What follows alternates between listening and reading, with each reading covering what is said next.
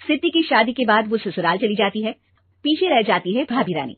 सिद्धि के ससुराल जाते ही भाभी कहती है, अरे वाह जी वाह, सारे कपड़े मेरे। हाय रे पैंट, अरे वाह वाह, मजा आ जाएगा। अरे ये सिद्धि की अलमारी के सामने खड़े होकर क्या बड़बड़ा रही है? जा जाकर देख मेहमानों को विदाई की मिठाई मिली कि नहीं। अब हाँ माँ जी, क्यों नहीं, लेकिन पहले कपड़े तो बदल लूं। अब रानी आ जाती है सिद्धि के उन कपड़ों में जो वो ससुराल जाने से पहले घर छोड़ जाती है। अरे रानी, कुछ दिन रुक जाती। अरे ये तो सिद्धि बिटिया को मैंने ही दिया था, बड़ा ही फबता था उस पर, तो इस पर तो कुछ खास नहीं लग रहा। अब वो ना मेरे सारे कपड़े गीले थे तो सोचा पहन लूं। वैसे भी सिद्धि को कौन सा दिन पुराने आउटडेटेड कपड़ों को पहनना है। वैसे भी ये सूट तो मैंने तभी पहना था, वैसे खास है भी नहीं ये।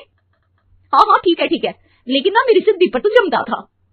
सारे मेहमान चले जाते हैं और सिद्धि ससुराल से मायके पहली बार आती है। अपना घर, अपना कमरा, अपनी अलमारी। ये बोलकर जैसे ही सिद्धि अलमारी खोलती है तो सामने उसके कपड़ों की जगह कुछ और ही रखा होता है। माँ, जरा कमरे में तो आना। सास और रानी वहां पहुंच जाते हैं। रानी ने पहनी होती है सिद्धि की जींस और टी शर्ट। अरे भाभी, ये क्या? ये तो मेरी बड़ी ही महंगी टी शर्ट है, इसे आपने घर में क्यों पहनी है?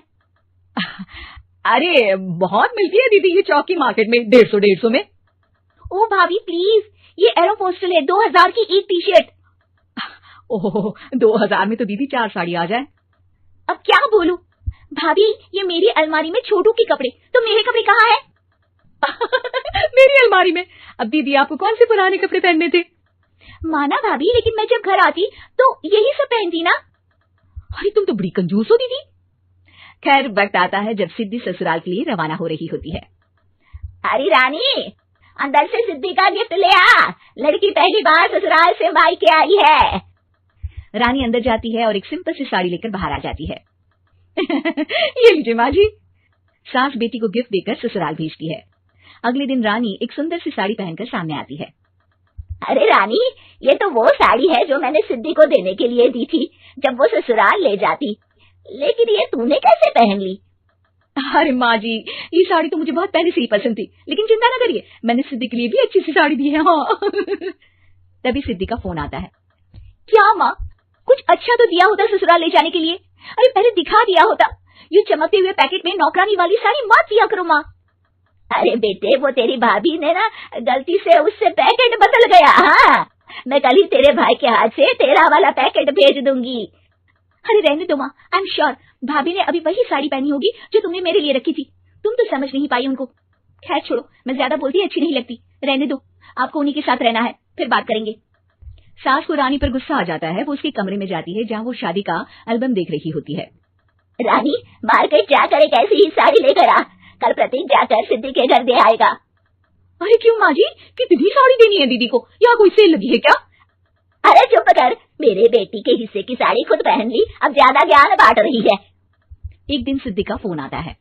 माँ, मेरी सास ने आप सबको खाने पर बुलाया है। सारे लोग सिद्धि के ससुराल पहुंचते हैं। खाना खाकर वो लोग निकल रहे होते हैं कि सिद्धि की सास सभी को गिफ्ट देती है। अरे बहन जी, बेटी के घर का खाना खा लिया, यही बहुत है जो आप ऊपर से गिफ्ट भी दे रही हैं। अरे बहन जी, आप भी कहाँ इन बातों पर विश्वास कर रही हैं। सास सभी को गिफ्ट देती है, लेकिन रानी को जो साड़ी देती है वो अजीब सी हरे रंग की, लाल रंग की बड़ी छाप वाली होती है। अरे छी, ये कौन पहनेगा? सासू माँ को तो जरी वाली इतनी सुंदर, और मेरे लिए ये नौकरानी वाली। अरे भाभी, दरअसल मैं जब भी घर आती थी आप वापसी में ऐसी ही साड़ी देती थी ना, तो माँ ने सोचा कि आपको आपकी पसंद की ही साड़ी क्यों ना दी जाए। बेचारी रानी, बोलती भी तो क्या। सिद्धि और सास रानी का चेहरा देखकर हंसने लगती है, तो रानी समझ जाती है कि अपने ही बिछाए जाल में वो फंस चुकी है।